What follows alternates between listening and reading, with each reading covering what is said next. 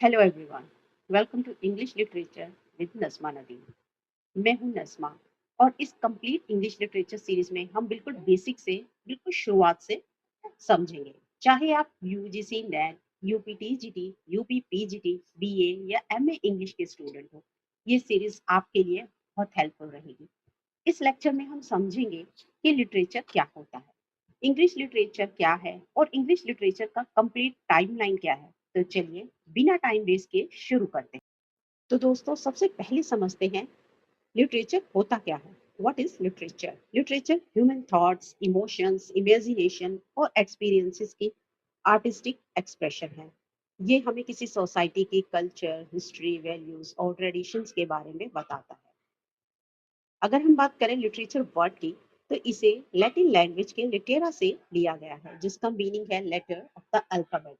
Literature सिर्फ entertainment नहीं करता, बल्कि हमें एजुकेट और इंस्पायर भी करता है। अब बात करते हैं लिटरेचर के मेजर फॉर्म्स की। पहला फॉर्म है पोइट्री, जो इमोशंस और इमेजिनेशंस को एक्सप्रेस करता है। दूसरा ड्रामा, जो स्टेज पर परफॉर्म करने के लिए लिखा जाता है। फिर आता है प्रोज, जो नॉर्मल राइटिंग स्टाइल में लिखा जाता है, कोई राइम स्कीम नहीं होती है। इसके बाद नॉवेल आता है, जो एक लॉन्ग फिक्शनल स्टोरी होती है। और लास्ट है ऐसे, जिसमें किसी टॉपिक पर शॉर्ट डिस्कशन किया जाता है। अब समझते हैं फंक्शंस ऑफ लिटरेचर। अब सवाल ये आता है कि लिटरेचर का काम क्या है। सबसे पहले, लिटरेचर हमें एंटरटेन करता है। दूसरा, ये हिस्ट्री और कल्चर को प्रिजर्व करता है। तीसरा, ये सोसाइटी का मिरर होता है, यानी समाज का दर्पण होता है। मतलब जैसी सोसाइटी होती है, उसका रख रखाव, उसका कल्चर, उसमें क्या होता है, रहन सहन, रीति रिवाज, लिटरेचर उसी को रिफ्लेक्ट करता है। ये हमारी इमेजिनेशन को स्ट्रांग बनाता है और लैंग्वेज और कम्युनिकेशन स्किल्स को भी इम्प्रूव करता है। इसलिए लिटरेचर पढ़ना सिर्फ एग्जाम के लिए ही नहीं, बल्कि पर्सनैलिटी डेवलपमेंट के लिए भी बहुत इंपॉर्टेंट है। तो दोस्तों अब तक हमने सीखा है, याद रखिएगा, literature is the mirror of society, यानी लिटरेचर सोसाइटी का आईना है, समाज का दर्पण है। ये हमें culture, history, human emotions, values, traditions के बारे में बताता है। अगर ये लाइन याद है तो लिटरेचर का बेसिक कॉन्सेप्ट आप कभी नहीं भूलेंगे।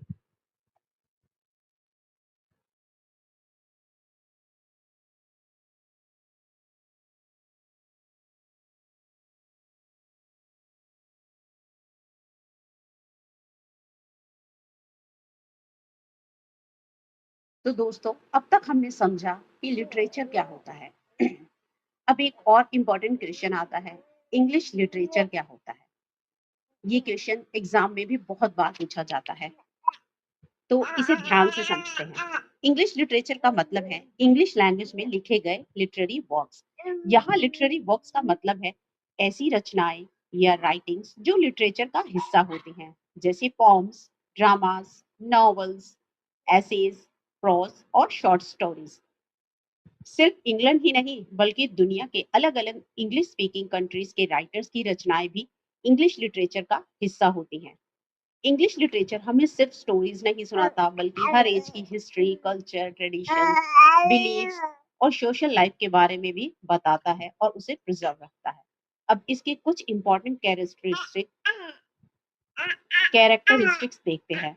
सबसे पहले इसकी विशेषता यानी कैरेक्टरिस्टिक्स है, इंग्लिश लिटरेचर इंग्लिश लैंग्वेज में लिखा जाता है। दूसरी, ये सोसाइटी और कल्चर को रिफ्लेक्ट करता है, यानी समाज का दर्पण होता है। जैसा हमारी सोसाइटी में लोगों का चलन होता है, उसी को वो दिखाता है। रिफ्लेक्ट का मतलब होता है दिखाना या प्रतिबिंबित करना। तीसरी कैरेक्टरिस्टिक है, इसमें अलग अलग लिटरेरी जॉनर होते हैं।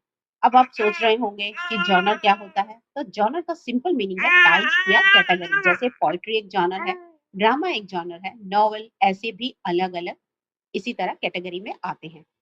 अगली विशेषता है, इंग्लिश लिटरेचर हिस्टोरिकल इवेंट से इन्फ्लुएंस होता है, यानी प्रभावित होता है। यानी जब हिस्ट्री में कोई बड़ा चेंज होता है, जैसे वॉर, रेवोल्यूशन या सोशल मूवमेंट, तो उसका असर उस समय के राइटर्स और उनकी राइटिंग्स पर भी पड़ता है। और लास्ट पॉइंट, इंग्लिश लिटरेचर हमारी क्रिटिकल थिंकिंग और इमेजिनेशन को भी डेवलप करता है। अब क्रिटिकल थिंकिंग समझ लेते हैं। इसका मतलब है कि किसी भी टॉपिक को सिर्फ याद नहीं करना होता, बल्कि उसके बारे में लॉजिकली सोचना और एनालाइज करना होता है। यानी कोई चीज क्यों है, कैसे है, किस वजह से है, सब चीजों को सोचना। इसलिए इंग्लिश लिटरेचर पढ़ना सिर्फ एग्जाम पर्पस से या एग्जाम पास करने के लिए नहीं, बल्कि अपनी थिंकिंग और अंडरस्टैंडिंग को इम्प्रूव करना, डेवलप करना, इसके लिए भी ये बहुत इंपॉर्टेंट है। एक लाइन हमेशा याद रखें, English literature is the study of literary works written in English language. ये डेफिनेशन ऑब्जेक्टिव एग्जाम्स में बहुत यूजफुल रहती है। चलिए अब अगले टॉपिक में समझते हैं कि इंग्लिश लिटरेचर का डेवलपमेंट कैसे हुआ और कौन कौन से फैक्टर्स इसके लिए रिस्पॉन्सिबल।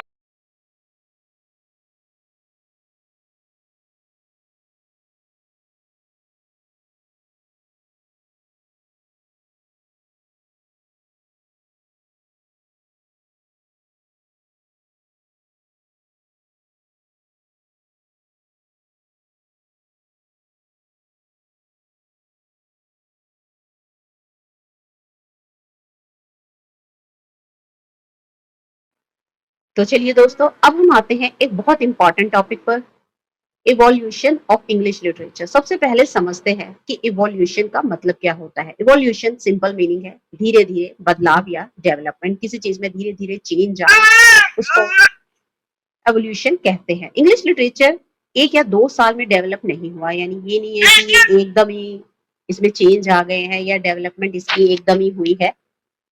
इसका डेवलपमेंट लगभग 1500 सालों से चलता आ रहा है या 1500 सालों में हुआ है। इस लंबी जर्नी के दौरान सोसाइटी में बहुत सारे चेंजेस आए हैं और उन्हीं चेंजेस के साथ इंग्लिश लिटरेचर भी बदलता गया है। जैसे कि पहले शिवैलरी से रिलेटेड ओल्ड पीरियड में लिखे जाते थे, नाइट से रिलेटेड, फिर धीरे धीरे एलिजाबेथन मिडिल एज में जब चौसर थे तो लिटरेचर में उन्होंने साहित्य के दर्पण को दिखाया, रियलिटी को उन्होंने दिखाया। फिर एलिजाबेथन एज में ड्रामा पर फोकस होने लगा। तो ऐसे ही धीरे धीरे चेंजेस होते गए और आज मॉडर्न टाइम में आज से रिलेटेड जो समस्याएं हैं, प्रॉब्लम्स है, उनसे रिलेटेड जो है लिटरेचर लिखा जाता है। हर लिटरेरी पीरियड में अपने समय की जो political, social, religious, cultural conditions को दिखाया जाता है, रिफ्लेक्ट किया जाता है। अब इन वर्ड्स का मतलब भी समझ लीजिए। पॉलिटिकल कंडीशन का मतलब है उस समय की गवर्नमेंट, किंग्स, रूलर्स और पॉलिटिक्स क्या चल रहा है। आपने देखा होगा, पढ़ा भी होगा, कुछ राइटर्स जो होते हैं वो गवर्नमेंट से रिलेटेड या पॉलिसी से, पॉलिटिक्स से रिलेटेड भी नॉवेल्स लिखते हैं, स्टोरीज लिखते हैं। सोसाइटी को, लोगों को इन्फ्लुएंस करने के लिए, उनकी कहते हैं ना मेंटल ग्रोथ के लिए, उनकी समझ के लिए। सोशल कंडीशन का मतलब है लोगों का रहन सहन, उनका लाइफ स्टाइल, सोसाइटी की सिचुएशन, इन सबको यहाँ पर रिफ्लेक्ट किया जाता है। रिलीजियस कंडीशन से मतलब है उस समय के रिलीजन और उनके बिलीव्स। और कल्चरल कंडीशंस का मतलब है कस्टम्स, ट्रेडिशन, लैंग्वेज, आर्ट और वे ऑफ लाइफ। यानी अगर किसी पीरियड में सोसाइटी बदलती है, उस पीरियड का लिटरेचर भी बदल जाता है। अब देखते हैं कि इंग्लिश लिटरेचर के डेवलपमेंट के पीछे कौन कौन से फैक्टर रिस्पॉन्सिबल थे। तो हमारा नेक्स्ट टॉपिक है व्हाई स्टडी लिटरेरी हिस्ट्री। अब एक बहुत इंपॉर्टेंट क्वेश्चन आता है, हम लिटरेरी हिस्ट्री क्यों पढ़ते हैं, इसकी जरूरत क्या है। चलिए इसे बहुत सिंपल लैंग्वेज में समझते हैं। सबसे पहले लिटरेरी हिस्ट्री का मतलब होता है इंग्लिश लिटरेचर के डेवलपमेंट की हिस्ट्री, यानी अलग अलग लिटरेरी पीरियड्स का स्टडी करना और ये बात समझना कि हर एज में लिटरेचर कैसा था। पहला पॉइंट है to understand writers in their historical context. अब यहाँ हिस्टोरिकल कंटेक्स्ट का मतलब समझते हैं। हिस्टोरिकल कंटेक्स्ट का सिंपल मीनिंग है जिस समय में कोई राइटर जी रहा था, उस समय की सोशल, पॉलिटिकल और कल्चरल कंडीशंस। मान लीजिए दो राइटर्स अलग अलग सेंचुरी में हुए, दोनों की राइटिंग सेम नहीं होगी क्योंकि उनके टाइम की सोसाइटी, प्रॉब्लम्स, मुद्दे अलग होते हैं। जैसे कि पहले विमेन एजुकेशन 1947 से पहले या उसके बाद भी आप देखिए, विमेन एजुकेशन को, विमेन एम्पावरमेंट के मुद्दे काफी ज्यादा थे क्योंकि एजुकेशन बिल ना के बराबर ही थी। आज की सिचुएशन बदल चुकी है। विमेन एजुकेशन वो इंडिया में ही बात कर रहे हैं तो विमेन काफी ज्यादा एजुकेट हैं। तो आज के मुद्दे अलग हैं, इसीलिए किसी भी राइटर को अच्छी तरह समझने के लिए उसके एज को समझना बहुत ज़रूरी हो जाता है। दूसरा पॉइंट है to trace the development of language and literary styles. यहाँ ट्रेस का मतलब है फॉलो करना या देखना कि कोई चीज़ कैसे बदली। इंग्लिश लैंग्वेज लैंग्वेज जो है एक दिन में मॉडर्न इंग्लिश नहीं बनी। ओल्ड इंग्लिश से मिडल इंग्लिश और फिर मॉडर्न इंग्लिश तक लैंग्वेज में बहुत चेंजेस आते गए। इस तरह राइटिंग स्टाइल भी चेंज होते चले गए। कहीं हेरोइक पोएट्री पॉपुलर थी, कहीं ड्रामा, तो कहीं नेचर पोएट्री और कहीं modern experimental writing. Literary history पढ़कर हमें ये पूरी जर्नी समझ में आती है। तीसरा पॉइंट है to prepare effectively for competitive examination. अगर आप UGC NET, UP TGT, UP PGT, assistant professor BA या एमए इंग्लिश की प्रिपरेशन कर रहे हैं दोस्तों, तो लिटरेरी हिस्ट्री सबसे इंपॉर्टेंट टॉपिक में से एक है। कॉम्पिटिटिव एग्जाम में टाइमलाइन से रिलेटेड, लिटरेरी पीरियड से रिलेटेड, राइटर्स, फेमस वर्क्स और इंपॉर्टेंट फीचर से रिलेटेड बहुत से क्वेश्चन अक्सर पूछे जाते हैं। इसलिए लिटरेरी हिस्ट्री को एक स्ट्रॉन्ग बनाना बहुत जरूरी है। अब एक बहुत इंपॉर्टेंट लाइन याद रखिए, history changes society and society changes literature. यानी जब हिस्ट्री बदलती है तो सोसाइटी बदलती है और जब सोसाइटी बदलती है तो लिटरेचर भी अपने आप बदल जाता है। ये लाइन सिर्फ एग्जाम के लिए नहीं बल्कि पूरी इंग्लिश लिटरेचर को समझने की एक चाबी है, एक की है। अब तक हमने लिटरेचर, इंग्लिश लिटरेचर, इवैल्यूएशन और लिटरेरी हिस्ट्री की इंपॉर्टेंस समझ ली है। अब अगले टॉपिक में हम इंग्लिश लिटरेचर का कंप्लीट टाइमलाइन पढ़ेंगे जो कॉम्पिटिटिव एग्जाम्स के लिए बहुत ही।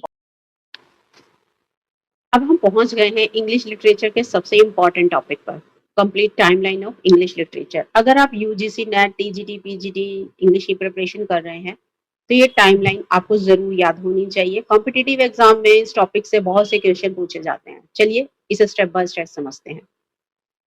Number first, old English period 450 to 100 1066। सबसे पहला पीरियड है ओल्ड इंग्लिश पीरियड जो 450 एडी से 1066 एडी तक चला। इसी पीरियड से इंग्लिश लिटरेचर की शुरुआत मानी जाती है। इस टाइम पर लैंग्वेज आज की इंग्लिश लैंग्वेज से बिल्कुल डिफरेंट थी, अलग थी। अगर आज हम ओल्ड इंग्लिश का टेक्स्ट उठाकर देखें तो उसे समझना बहुत मुश्किल होगा। सेकंड है मिडल इंग्लिश पीरियड 1066 से 1500। इसके बाद आता है मिडल इंग्लिश पीरियड जो 1066 से 1500 तक चला। इस पीरियड में इंग्लिश लैंग्वेज पहले से ज्यादा सिंपल और डेवलप्ड होने लगी। काफी चेंज आ गए, अब समझ में आने लगी। जो कॉमनर होते हैं उनकी लैंग्वेज को यूज किया जाने लगा। इस एज में हमें जेफरी चौसर जैसे ग्रेट राइटर मिलते हैं जिन्हें father of English poetry, father of English literature भी कहा जाता है। नंबर थर्ड पर है रेनेसा पीरियड 1500 टू 1660। अब आता है रेनेसा। रेनेसा का मतलब होता है रीबर्थ यानी पुनर्जन्म या एक नई शुरुआत। इस पीरियड में लोगों का इंटरेस्ट एजुकेशन, नॉलेज, साइंस और आर्ट की तरफ बढ़ने लगा। इसी एज में विलियम शेक्सपियर जैसे महान ड्रामेटिस्ट ने इंग्लिश लिटरेचर को दुनिया भर में फेमस बना दिया। फिर आता है रेस्टोरेशन एज 1660 से 1700। रेस्टोरेशन का मीनिंग होता है वापस स्थापित होना। इस पीरियड में मोनार्की दोबारा स्टैब्लिश हुई और लिटरेचर में कॉमेडी ऑफ मैनर्स और सेटायर बहुत पॉपुलर हुए। नंबर फिफ्थ पर आता है ऑगस्टन एज 1700 से 1745। इस एज में राइटर्स ने लॉजिक, डिसिप्लिन और बैलेंस पर ज्यादा ध्यान दिया। इस पीरियड को एज ऑफ रीजन भी कहा जाता है। नंबर सिक्स पर है रोमांटिक एज 1798 से 1837। अब आता है बहुत फेमस रोमांटिक एज। नाम से लग सकता है ये सिर्फ लव स्टोरीज का पीरियड है, लेकिन ऐसा नहीं है। यह रोमांटिक का मतलब है नेचर, इमेजिनेशन, फीलिंग्स और इंडिविजुअल फ्रीडम। इस पीरियड के पोएट्स नेचर की ब्यूटी और ह्यूमन इमोशंस को बहुत इंपॉर्टेंस देते थे। पर है विक्टोरियन एज 1837 से 1901 तक। ये पीरियड क्वीन विक्टोरिया के नाम पर रखा गया। इस पीरियड में राइटर्स ने सोसाइटी की प्रॉब्लम्स, पॉवर्टी, एजुकेशन और सोशल इश्यूज पर लिखा। इसलिए इस एज को सोशल रियलिज्म के लिए भी जाना जाता है। नेक्स्ट है मॉडर्न एज 1901 से 1945 तक। इस पीरियड में दुनिया में बहुत बड़े चेंजेस आए, जैसे वर्ल्ड वार्स हुए। इसलिए राइटर्स ने नए आइडियाज और नए राइटिंग स्टाइल्स को अडॉप्ट किया। इस एज की सबसे बड़ी खासियत थी एक्सपेरिमेंटेशन यानी नए तरीकों से लिखना। अब फिर आता है पोस्ट मॉडर्न एज 1945 से प्रेजेंट और आखिरी पीरियड है पोस्ट मॉडर्न एज जो 1945 से लेकर आज तक चल रहा है। इस पीरियड में writers modern life, technology, identity, globalisation और कंटेम्प्रेरी इश्यूज पर लिखते हैं। यानी ये हमारे प्रेजेंट टाइम का लिटरेरी पीरियड है। मेमोरी ट्रिक, अब इतनी सारी एजेस को याद कैसे रखें? एक सिंपल सीक्वेंस याद रखिए। Old, middle, renaissance, restoration, Augustan, romantic, Victorian, modern, post modern.